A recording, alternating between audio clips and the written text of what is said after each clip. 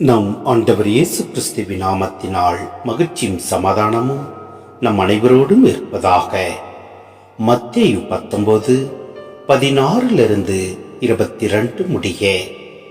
அப்பொழுது ஒருவர் இயேசுவிடம் வந்து, போதகரே, நிலை வாழ்வை பெற்றுக்கொள்வதற்கு நான் என்ன நன்மை செய்ய வேண்டும் என்று கேட்டார்.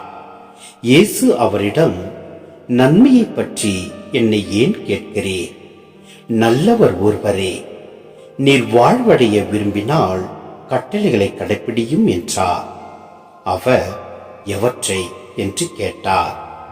இயேசு, கொலை செய்யாதே, விபச்சாரம் செய்யாதே, களவு செய்யாதே, பொய் சான்று சொல்லாதே, தாய் தந்தையை மதித்து நட, மேலும் உன் மீது நீ அன்பு கூறுவது போல் உனக்கு அடுத்திருப்பவர் மீதும் அன்பு கூறுவாயாக என்று கூறினார்.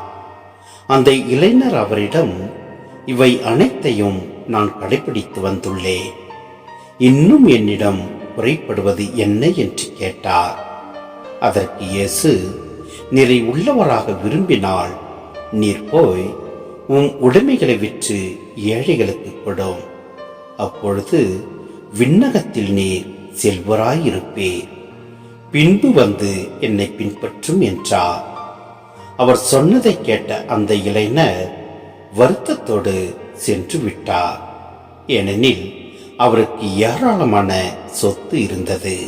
சிந்தனை: நாம் அனைவரும் நம் ஆண்டவரின் கட்டளைகளை பின்பற்றி நடப்பினும் நமக்கு அடுத்து இருப்பவரிடம் முழுமையாக அன்பு கொண்டு வாழ வேண்டும். அடுத்து இருப்பவர் என்பவர் தேவையில் உழல்வரை குறிக்கின்றது. எனவே தன்னைத்தான் நேசிப்பது போல பிறரையும் நாம் நேசிக்க கடமைப்பட்டுள்ளோம். எனவே நாம் அனைவரிடத்திலும் அன்பு கொண்டு தனக்குள் இருப்பதை பகிர்ந்து வாழ்வோம். நம் ஆண்டவரின் கட்டளைகளை கடைபிடிப்போம். நம் ஆண்டவரில் எந்நாளும் நிலைத்திருப்போம். அப்பொழுது நம் ஆண்டவர் அனைத்திற்கு மேலாக நம்மை உயர்த்துவார், நிலை வாழ்வை நமக்கு அளித்திடுவார். எனவே நம் ஆண்டவரில் அன்பு கொண்டு நாம் வாழ்வோம். எல்லாம் வல்ல இறைவன் நம்மை நிறைவாய் ஆசீர்வதிப்பார். ஆமேன்.